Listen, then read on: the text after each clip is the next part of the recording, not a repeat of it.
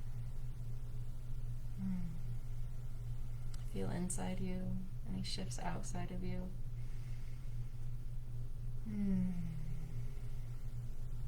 Offer love and gratitude to this mantra, to yourself for taking time with it. Thanking yourself for this time today.